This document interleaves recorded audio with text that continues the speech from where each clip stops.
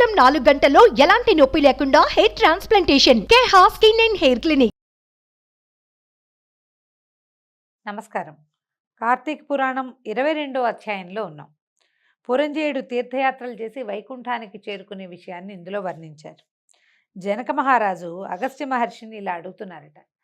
పురంజేయుడు కార్తీక వ్రతం చేశాడు. పౌర్ణమి నాటి తెల్లవారుజామున నదీ స్నానం చేశాడు. ఆ తర్వాత మళ్ళీ శక్తియుక్తులు పుంజుకున్నాడు. ధర్మబలం దైవబలంతో పుణ్యవశాత్తు యుద్ధంలో గెలిచాడు.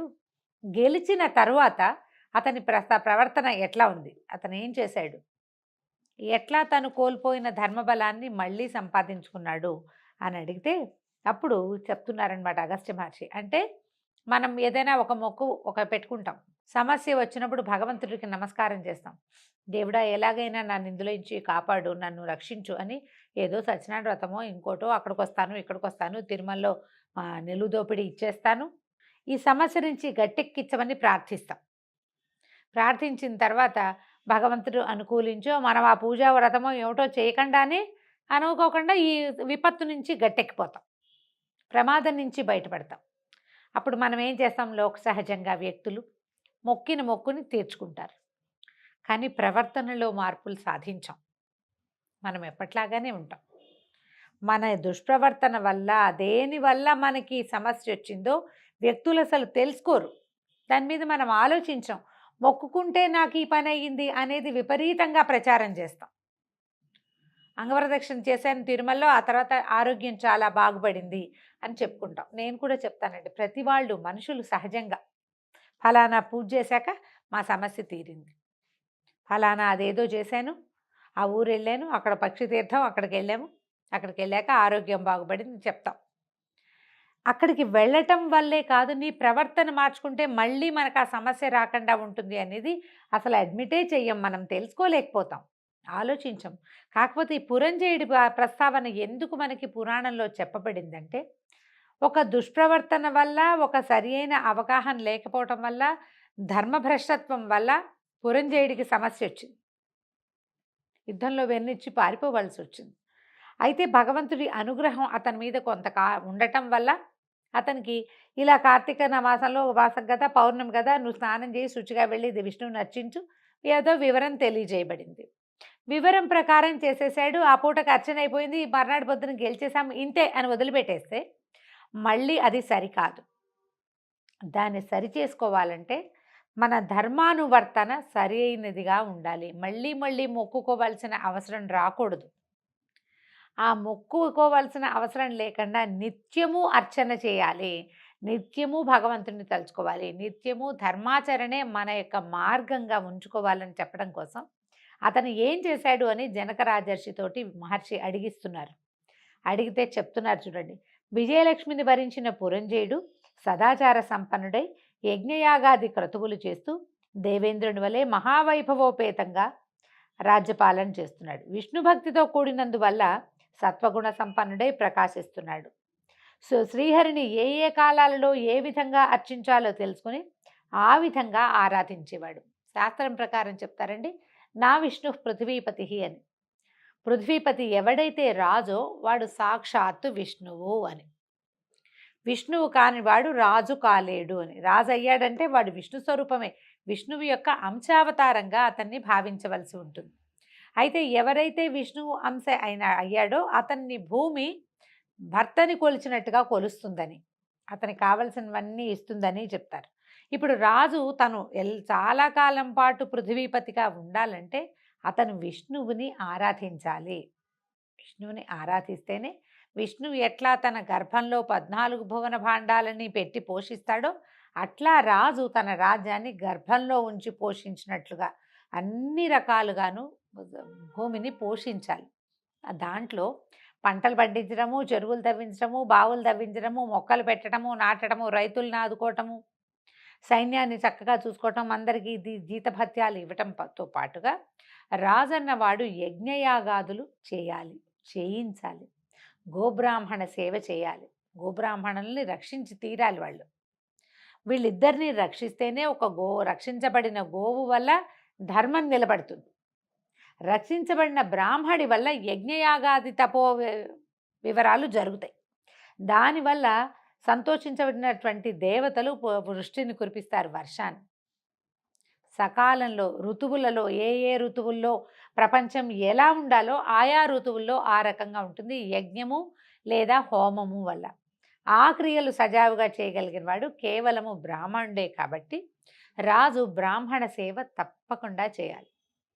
ఏ బ్రాహ్మణుడు ఏది ఆశిస్తే అది ఇవ్వాలి, ఏది ఆదేశిస్తే అది చేయాలి. ఆ కాలం ఇలాగుండేదన్నమాట. అయితే ఈయన విష్ణువారాధన విశేషంగా చేసేవాడు పురంజయుడు. ఏం చేసేవాడు, ఎక్కడెక్కడ ఏ ఏ క్షేత్రాల్లో భక్తవరదుడైన శ్రీహరి ఏ ఏ రూపాలలో వెలసి అనుగ్రహిస్తున్నాడో యాత్రికులని మునులని బాగా కనుక్కునేవాడు. ఫలానా క్షేత్రంలో విష్ణువాలయం ఉంది అనగానే ఆ విశ్వాలయం దాని గురించి వివరం కనుక్కుని అక్కడికి కొంత ధనాన్ని దానంగా పంపించేవాడు. స్వామికి సేవాకాలానికి దానం అనకూడదు, స్వామి సేవకి వినియోగించడానికి ధనం పంపించేవాడు. అవకాశాన్ని బట్టి తమ సమీపంలో ఉన్న అన్ని విష్ణువాలయాలు అతను చూశాడు, అన్ని విష్ణువాలయాల్ని ఉద్ధరించాడు. కానీ అతనికి తృప్తి కలగలేదు. విష్ణువుని సేవించవలసిన అంశమేదో ఒకటి మిగిలిపోయిందని ఒక దిగులు ఉండేదట అతనికి. పూర్తిగా సేవిస్తున్న సంతోషం కలగల. అయితే నిరంతరము ఏ క్షేత్రానికి వెళ్ళి శ్రీహరిని సేవించుకుందామా అని పరితపిస్తూ ఉండేవాడు. ఇంకా ఏదో సరిగ్గా సేవాకాలం జరపట్లేదని అనిపించేది. అయితే ప్రతి వాళ్ళని అడిగేవాడు, ఇంకేమైనా విష్ణువాలయాలున్నాయా, ఇంకెక్కడైనా విష్ణువుని విశేషంగా సేవించే క్షేత్రం ఉందా, ఎక్కడ అని అడుగుతుంటే ఒకనాడు ఈయనకి ఆకాశవాణి వినిపించిందట. కావేరీ నదీ తీరంలో శ్రీరంగం అనే పుణ్యక్షేత్రం ఉంది. అక్కడ శ్రీహరి శ్రీరంగనాథుడనే పేరుతోటి విలసిల్లుతున్నాడు. భక్తజనుల మనసులోని కోరికలు తీర్చి భక్తకోటిని తరింపచేస్తున్నాడు. భూలోక వైకుంఠమైన ఆ శ్రీరంగ క్షేత్రానికి వెళ్ళి రంగనాథుడిని అర్చించు, నీ జన్మ చరితార్థమవుతుంది, నీకు విష్ణులోక ప్రాప్తి లభిస్తుంది అని వివరించింది. అయితే ఇప్పుడు ఇది రాముల వారి కాలమని మనం అనుకోవడానికి వీల్లేదండి. శ్రీరంగంలో మనం చూసేటువంటి రంగనాథ స్వామికి శ్రీరాముల వారు అర్చించిన స్వరూపమని, ఆ స్వరూపాన్ని ఆ రంగనాథ స్వామిని నిత్యము అర్చించటానికి రాముల వారే స్వయంగా విభీషణుడికి సమర్పించారని, ఆ సమర్పిస్తున్న సమయంలో ఆయన తన లంకకి తీసుకువెళ్తూ మధ్యదారిలో ఆ విగ్రహాన్ని భూమి మీద పెట్టి ఆయన సంధ్యవార్చుకోవడానికి వెళ్తే ఆ స్వరూపం స్వామి అర్చావతారంగా అక్కడ నిలబడిపోయాడని శ్రీరంగంలో ఇలాంటి ఒక గాథ వింటాం. అంటే ఇది శ్రీరంగం ఉంది అంటే ఆ కల్పంలో కూడా రాముల వారు ఉన్నట్టే చెప్పుకోవాలి మనం ఆ సమయంలో కూడా. అయితే ఈ మాటలు విన్నాడు, విష్ణులోక ప్రాప్తి లభిస్తుంది. రంగనాథ స్వరూపం అంటే మామూలుగా స్వరూపాలు, దేవతా స్వరూపాలు 3 రకాలుగా ఉంటాయి. ఒకటి స్థానక భంగిమలో నిలబడిన స్వరూపంలో ఉంటారు శ్రీ వెంకటేశ్వర స్వామి వారు. తర్వాత కూర్చున్న భంగిమలో ఉంటారు, ఆసీన భంగిమలో. ఈ ఆసీన భంగిమలో ఉన్నవి మనకి కేశవ స్వామి దేవాలయాలు అవి కనిపిస్తాయి. వెంకటేశ్వర స్వామి వారితో పాటుగా వేణుగోపాల స్వామి ఆలయాలు అవన్నీ, నరసింహస్వామి కూడా నిలబడి ఉన్నటువంటి స్వరూపాల్లో చాలా దేవాలయాల్లో కనిపిస్తాడు. ఒకటి ఆ భంగిమ, నిలబడిన భంగిమ స్థానక భంగిమ అంటారు. రెండోది ఆసీన భంగిమలో మనకి యోగ నరసింహస్వామి యోగపట్ట బంధంలో కూర్చున్నట్టుగా కనపడతాడు, అది రెండో భంగిమ. అయితే మూడవ భంగిమ శయన భంగిమ, శయన విగ్రహాలు కనిపిస్తాయి. ఈ శయన భంగిమలో ఉండేవాడు సాధారణంగా శేషతల్పసాయి అయినటువంటి విష్ణువే ఆ స్వరూపంలో మనకి దర్శనమిస్తాడు. మనం శివస్వరూపాలు ఎక్కడ విగ్రహ రూపంగా అర్చన జరగదు. మన ప్రాంతం అంతా లింగరూపిగానే శివుడు అర్చించబడతాడు. ఈ స్వరూపంలో చతుర్భుజుడైనటువంటి విష్ణు స్వరూపాలలో అర్చించబడేవాడు మనకి కేవలము ఈయనే కనిపిస్తాడు. అయితే ఈ ఆ స్థానక ఆసీన భంగిమలు కాకుండా శయన భంగిమలో రంగనాథుడుగా మహావిష్ణువు వైకుంఠంలో ఎలాంటి స్వరూపంలో ఉంటాడో అదే స్వరూపంలో దర్శనమిచ్చే ఈ శ్రీరంగం గురించి ఎన్నో కథలు విన్నాడు పురంజయుడు. ఇప్పుడు శ్రీరంగం ఎక్కడుందండి, దక్షిణం వైపు ఉంది, తమిళనాడులో కదా ఉన్నది. మనకి పురంజయుడు ఉన్నది ఎక్కడ, అయోధ్య నగరం, అది ఎక్కడుంది, దేశానికి రెండో వైపు ఉంది. అయితే అక్కడి నుంచి శ్రీరంగం రావడానికి ఆయన చాలా ప్రయత్నం చేసుకున్నాడు. ప్రతి వాళ్ళని తన దగ్గరకు వచ్చినటువంటి, అంటే తన రాజ్యానికి వచ్చినటువంటి అనేక ఋషులని మునులని మహానుభావులందరినీ ప్రశ్నించేవాడు. రంగనాథ స్వరూపం ఎలా ఉంటుంది, కావేరీ నదీ తీరం ఎలాంటిది, అక్కడ ఎట్లా ఉంటుంది, ఆ దేశం ఎలా ఉంటుంది. ఎందుకంటే భాష వేరు. అయోధ్య నగరంలో సంస్కృతము హిందీ మాట్లాడే కాలం అది, హిందీ లేదేమోలేండి, సంస్కృతం మాట్లాడుతూ ఉంటారు. ఇక్కడ తమిళనాడు దగ్గరకు వచ్చేసరికి ఇక్కడ భాష వేరు కదా, ద్రవిడ భాష మాట్లాడతారు. అందుకని వచ్చిన మునులని ఋషులని ప్రతి వాళ్ళని ఆయన శ్రీరంగం గురించి ప్రశ్నించేవాడు. పలు విధాలుగా పరితపించేవాడు. ఎప్పుడెప్పుడు రంగనాథ స్వామి దర్శనం చేస్తానా అని ఎన్నో విధాలుగా ప్రయత్నం చేసి ఎట్టకేలకి ఇక్కడికి బయలుదేరి వచ్చాడనమాట. రాజ్యభారాన్ని తన మంత్రులకు అప్పచెప్పేసి శ్రీరంగనాథుడి దర్శనానికి బయలుదేరాడు. ఎంతకాలమో పట్టిందట ప్రయాణం. దారి రోడ్డు మీద చేయాలి కదా, దారి రథాల మీద వెళ్ళేవాళ్ళు. ప్రతిరోజు సాయంకాలం అవ్వగానే ఎక్కడైనా విడిది చేయటం, ఆ ప్రాంతంలో ఉన్న ఒక్కొక్క చిన్న చిన్న ఉన్న అనేక రకాల ఆలయాల్ని దర్శనం చేస్తూ తన తోటి తెచ్చినటువంటి అశేష సంపదని ప్రతి దేవాలయంలోనూ సేవాకాలానికి అర్పిస్తూ అంత భక్తిపరుడైపోయాడనమాట. అర్పిస్తూ క్రమంగా ఇంకా దారిలో సమస్తమైన పుణ్యతీర్థాల్లోనూ స్నానదాన జపతపాదులు చేసుకుంటూ సంధ్యావందనం చేస్తూ మొత్తానికి శ్రీరంగం వైపుగా ప్రయాణిస్తూ కావేరీ నదీ తీరాన్ని చేరుకున్నాడు. కావేరీ నదీ తీరం అంటే అది ఇట్లా 2 నదుల సంగమ స్థానం అని, ఒక ద్వీపంలాగా ఉంటుందని, ఆ ద్వీపంలో ఈయన స్వామి కావేటి రాయుడు నివసిస్తాడని, కావేటి రంగడు కావేటి రాయుడు అంటారు రంగనాథ స్వామిని. ఆ కావేరీ నదీ జలాలతోటే స్వామికి నిత్యము అభిషేకం చేస్తారు. పొద్దున్నే ఒక ఏనుగు వస్తుంది నీళ్లు తీసుకెళ్ళటానికి.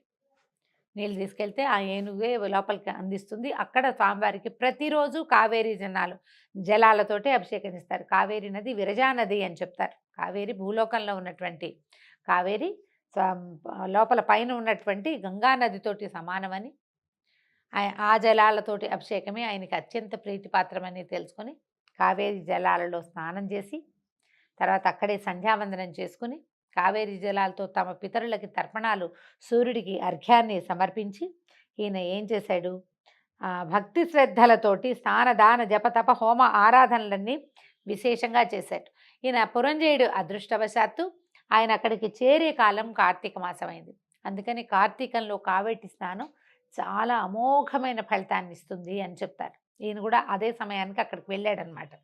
అక్కడేమంటే 1 నెల రోజుల పాటు కార్తీక మాస విధులని పూర్తి చేసుకుని 1 నెల రోజులు నిత్యము స్వామిని దర్శించి కావేరీ నది స్నానాన్ని నిత్యము చేసి 1 నెల రోజుల తర్వాత తిరిగి మళ్ళీ అయోధ్య నగరానికి చేరుకున్నాడట.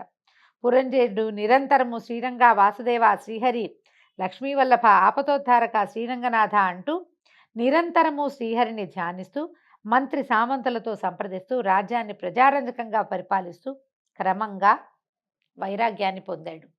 ఏటా కావేరీ నది స్నానానికి కార్తీక మాసంలో ప్రయాణం అయ్యేవాడట. వెళ్ళడానికి 2 నెలలు, రావడానికి 2 నెలలు, అక్కడ 1 నెల, మొత్తం 5 నెలల కాలాన్ని ఈ రంగయాత్రలోనే గడిపేవాడు. ఇలా చాలా సంవత్సరాలు తిరిగిన తర్వాత ఆయనకు వృద్ధాప్యం మీద పడింది. తర్వాత వైరాగ్యాన్ని పొందాడు. నిరంతరము హరినామస్మరణ చేస్తూ కాలం గడిపేవాడు. వయసు పెరిగి వార్ధక్యం మీద పడ్డాక భక్తిభావన కూడా పెరిగింది. కుమారుడికి పట్టాభిషేకం చేసి పౌత్రాదుల మమకారాన్ని తుంచేసుకున్నాడు. అంటే పిల్లాడికి పట్టాభిషేకం చేశాక ఇంకక్కడ ఉండల, మనవలు పుడతారు చూడాలి, మునిమనవుడు రాజ్యం చేస్తాడు చూడాలి, తరతరాలకి సంపద వృద్ధి పొందాలి, ఇలాంటి మానవ సహజమైనటువంటి ఆలోచనలని తుంచేసుకున్నాడు ఆయన. శ్రీహరే నాకు నిత్య నైమిత్తిక కర్మలన్నిటికీ శ్రీహరే పాత్రుడు, ఆయనకే చేయాలి అని భావించి ఏం చేశాడు, వానప్రస్థానికి స్వాగతంగా పలికాడు. వానప్రస్థం అంటే సాధారణంగా ఏం చేసేవాళ్ళు, రాజ్యాన్ని పిల్లలకు అప్పచెప్పాక అరణ్యానికి వెళ్ళిపోయి కేవలము తపంతోటి గడిపి ఎప్పుడో జీవితాన్ని వదిలిపెట్టేవాళ్ళు. వీళ్ళు మరణించారు అనే సంగతి నగరానికి వార్త వచ్చేది. కుమారుడు వెళ్ళి తర్వాత సంస్కారాలన్నీ చేసేవాళ్ళు. ఈ రాజులు కోరుకోలేదనుకోండి కుమారులు రావాలని, వారితోటి ఎవరున్నారో వాళ్లే సంస్కారాలు నిర్వహించేసేవాళ్ళు. వార్త వెళ్ళేది. కుమారులు కేవలం కర్మాంతరాలు నిర్వహించేవాళ్ళు తప్ప ఇక సంస్కారాల ఆలోచన కూడా చేసేవాళ్ళు కాదు. కొంతమంది ఇచ్ఛామరణాన్ని కూడా పొందేవాళ్ళు. ఆ కాలపు పద్ధతి అది. ఈయన వానప్రస్థాన్ని స్వీకరించి వానప్రస్థం కోసం మళ్ళీ కావేరీ నదీ తీరంలో ఉన్న శ్రీరంగపట్నానికే వెళ్ళిపోయాడట.